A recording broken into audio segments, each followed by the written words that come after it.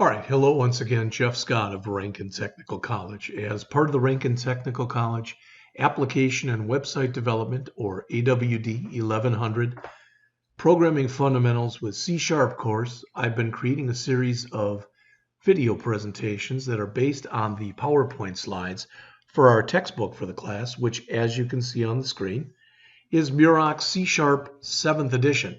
So far, I've done all of Section 1, all of Section 2. In Section 3, I only decided to do 12, skip 13, do 14, skip 15, and do 16. I've also now finished Chapter 17, so I'm going to go into Chapter 18, how to use link. That's what we're going to talk about right now. Then after this chapter, we'll jump into the last 4 chapters in the book, which are on database programming. All right. So with that said, let's go to it and start it. As always, here's our cover page. How to use link. All right. One applied objective, use any of the link features presented in the chapter to query an in-memory data structure like an array, a sorted list, or a generic list. Our knowledge objectives explain how link is implemented, name the interface that the data source must implement to use link, describe the 3 stages of a query operation, describe how the type of query variable is determined, describe what deferred execution is, describe projections, anonymous types, go through the main link clauses, those being from, where, order by, select, and join, explain the concept of extension methods and lambda expressions, and finally compare method-based queries to query expressions. Now, I'm going to show you something, and I'm actually going to jump ahead right now. And what I'm going to do is I'm going to show you something that I created earlier, and that was this. Oops, there we go. So if I was going and putting this into a database, which we have not talked about yet, but if I was putting this into a database, what I would do would be to say something along these lines. I'd say create database, maybe Rankin, just call it Rankin, okay? Then I'd say use Rankin. In fact, I'd probably make that lowercase and make it an R. Use Rankin. And then I'd say something like create table instructors. All right. And I'd do something like this. Now, again, I don't expect you to understand all this. Let me quickly explain. This will create a new database. This will make the database active, and now I'm going to put a table into that database. With what? I'm going to put in here first name, and I'll put in here varchar, which means it's a variable character length field, and let's say 50 characters. Then last name, and we'll do the same thing. Varchar 50 characters. Oops. And then finally department. Okay. And I'll make that a varchar of 100 characters. All right, now when I get done with all that, I can start putting in information. So, and again, I'm jumping way ahead here, but I just want to show you what this looks like. I can say insert into Rankin, values. In fact, before I do values, I would put in here, oh my goodness, first name, last name,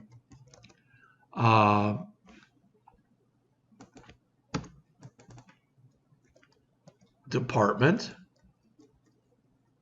Then I would say values. All right.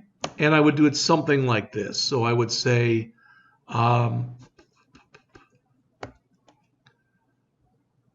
Evan Gudmested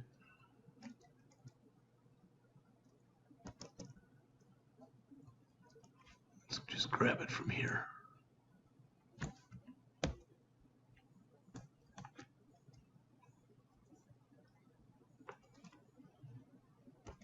And I'm going to put in myself also.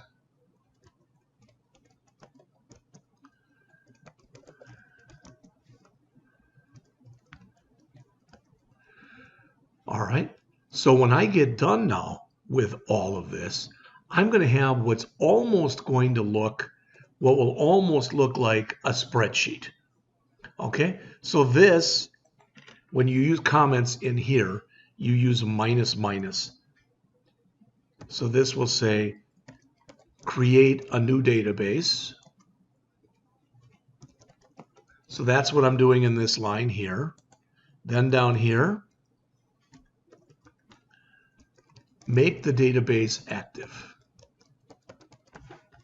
And then down here, create a table in the database.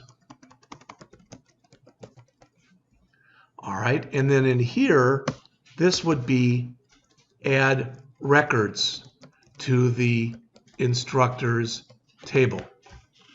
All right, so when I got done, I would have something that would look somewhat, at least, like this. All right, so if I came out here then and I said select star, let me move this way the hay up here. So if I said select star from instructors, like that, that would give me back basically this. It would be somewhat formatted, etc., but I'd get back that information. If on the other hand, I were to just say select first name from instructors, it would just return Evan and Jeff. So you get the idea. What I am trying to get across to you, I want to mention one more thing, and that is you'll notice that some of these words are all in capital letters, and most of them are not. The words that are in capital letters are keywords in the structured query language or SQL language. The ones that are not in capital letters are not keywords. All right? But what I'm trying to tell you is this. This is how we would create a database structure. We will create something that looks very similar to this, in the next chapter. All right? So we will create something that looks very similar to this in the next chapter. All right. When you work with link, which is the subject of the chapter we're currently on. So this is more stuff for chapter 19. But what I want to show you is this stuff that we just looked at in here, this stuff here will only work on a database. On the other hand, all right, when you use link, you can use stuff that looks similar to this, all right, with non-database structures. So I'm going to put this on a multiple line. So I'm going to say select star from instructors where first name like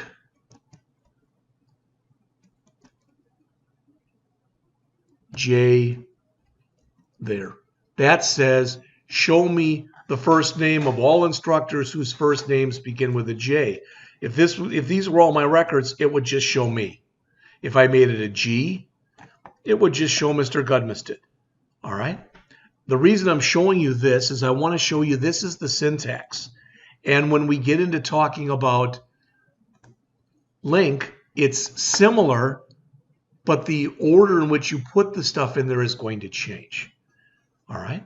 So you'll notice I've already shown you the from and the where and the select, but I didn't. The join is when you have multiple tables, and the order by is when you want to put things in ascending or descending order. All right, so why, who cares? Why would you want to use link when a database exists?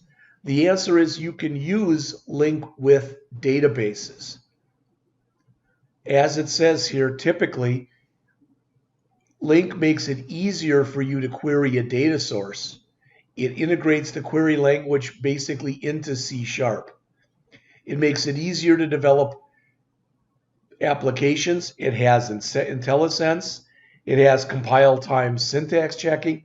It has debugging support that you don't get out of the box with a database. All right. Makes it easier for you to query different types of data sources.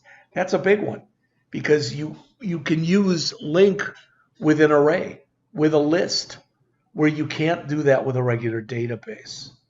And it makes it easier for you to use objects when you work with something that's object relational mapping that we'll talk about in a later chapter. So when you work with LINQ, you will be creating a query that's somewhat similar to what we just looked at. All right, but it goes through 3 stages, every query operation. First, as it says, you want to get the data source. Second, you define the query. And third, you execute the query to get the results. And again, you might say, okay, that's fine and dandy. Why should I care? Who cares? All right, I'm going to use the example they've got here, but I'm going to try to modify it a little bit to use it for what we've been working with. Move that down. So I said this is an SQL statement right here. SQL, which is structured query language. I want to go back and rewrite this. All right, I want to rewrite this as a LINQ statement. So we will call this a LINQ statement. All right, and the way we would do that is we start with the from instructors, then we do the where first name like G, select first name. So you can see when you take a quick look at this, we're doing the same type of thing, but we're changing around the order in which we're doing it. This is SQL. This is LINQ. Don't need that anymore. All right. Do I expect that to totally make sense to you? Of course not. But I'm trying to introduce some concepts to you. All right. And they've got other examples as here as well. With the example right here, we're creating a new array that's going to have 6 numbers in it. The numbers from 0 through 5. Down here, we're saying if it's an even number, in other words, when you modulo it by 2, does it give you 0? I would think this would return to us 0, 2, 4. All right. But it says that we want these in sorted order descending. So instead of 0, 2, 4, it's 4, 2, 0.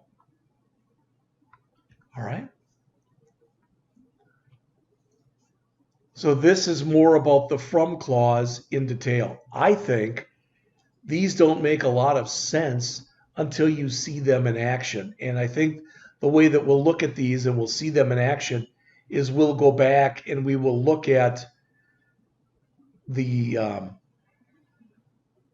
same thing that we've been working on with these different rank and instructors, but we'll go back and rewrite some of those as LINQ statements.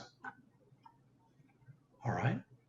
The example they give in here, for example, here's a class called invoice. So we're saying that each invoice has an invoice ID, a customer ID, an invoice date, a product total, a sales tax, a shipping, and an invoice total. Then we're going to make a list of these invoices.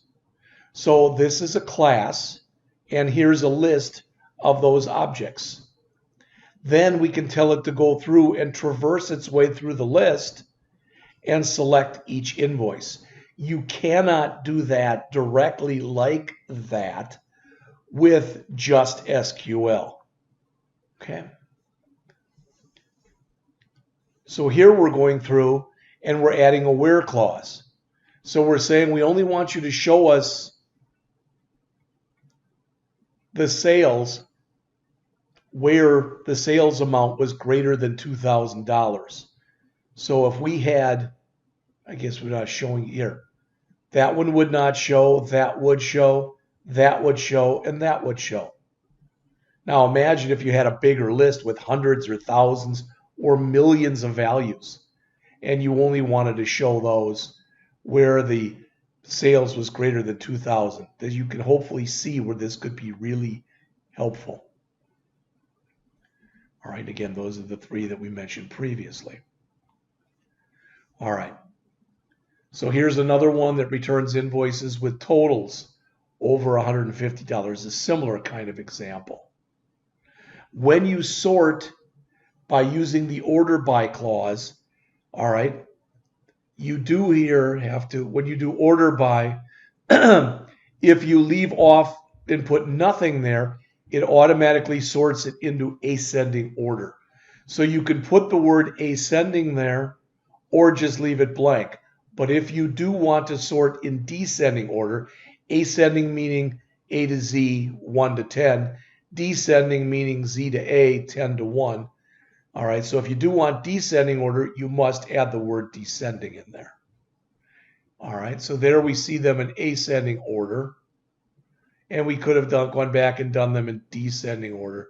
So here's the individual sales in descending order. Again, as I mentioned to you previously, this may not make a boatload of sense to you right now. It should, hopefully at least, make more and more sense to you once we go through some examples of this. Okay? All right. So there's different ways that you can use the select clause. Okay? So here's one. So from sales, where the value, order by this, select sales dot. So the name here of our list, all right, dot, and then the key. So that would just, whatever we set up as the key, in this case, it's, you can see it's the name here and here. All right. So it would show us just those names. There you go. You can also come in and, as they show here, create an anonymous type. All right. So notice it says select new invoice.customer total, etc. All right. Don't worry if it doesn't make a lot of sense to you, because we're going to go over examples of it as we get going in here. All right. So join clause.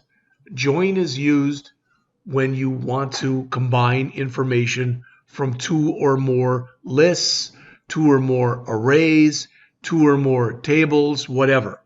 But the idea is you've got some of your information in location A, some of your information in location B. You want to combine a certain amount of that information from those two. So in order to do that, you use a join statement. And there's an example right there. When you join, you must have a common field between the two tables or data sources. So here we're saying the invoice, the customer ID and the invoice, join that, and it equals the customer ID and the customer. Again, this could be an array, it could be a table, it could be a list, it could be something else. Here is where we're actually executing the query. All right. So what we've done here is from the customer table, we've picked out the customer name. From the invoice table, we picked out the invoice amount. So that customer had that invoice, that customer had that invoice, etc. All right.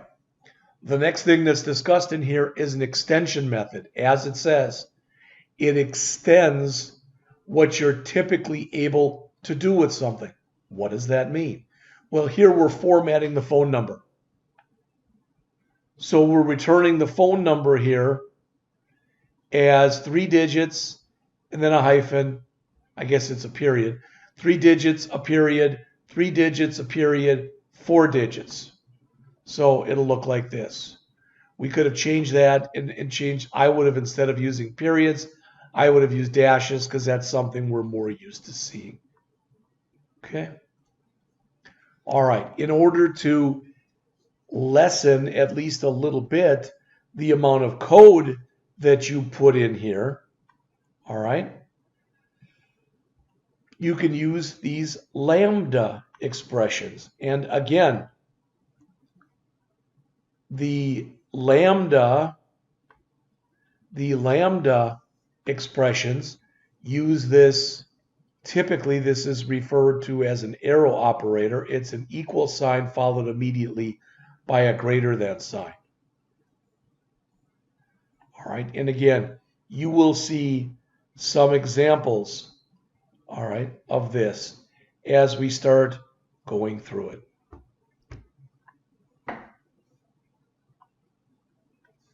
All right, extension methods.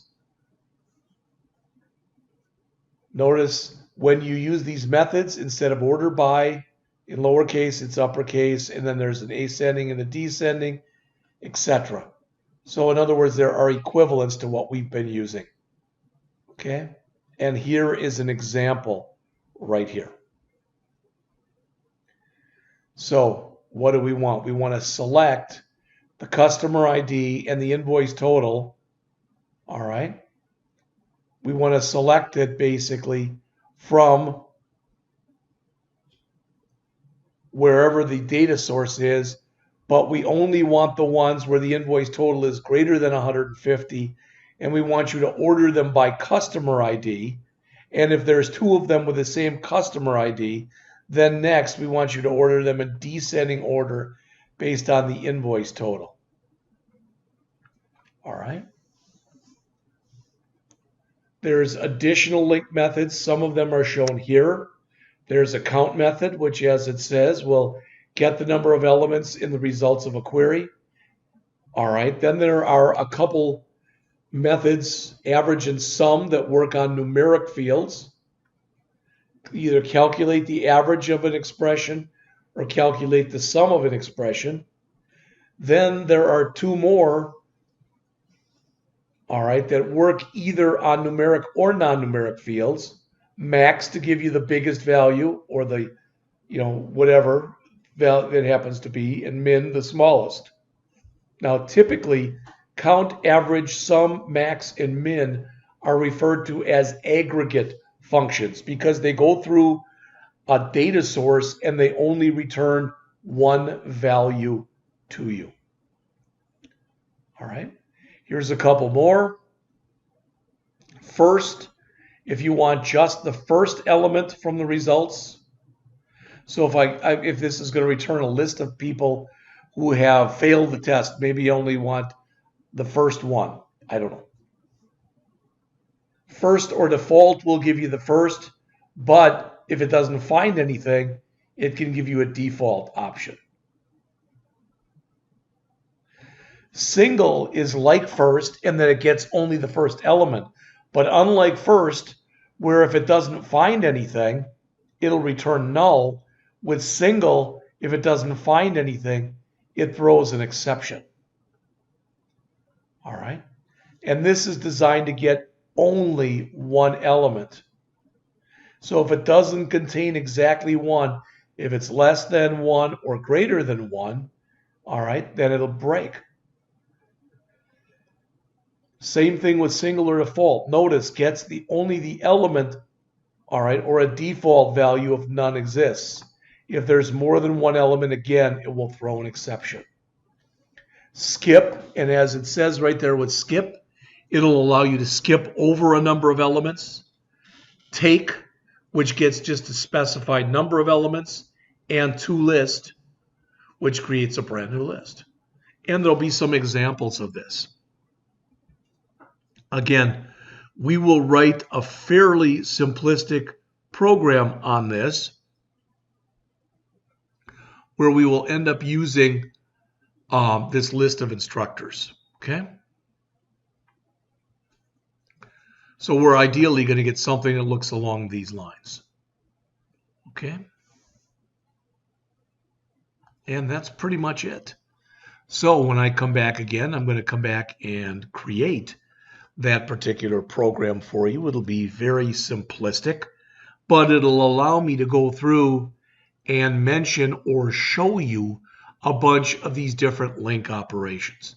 So I'll be back with that shortly.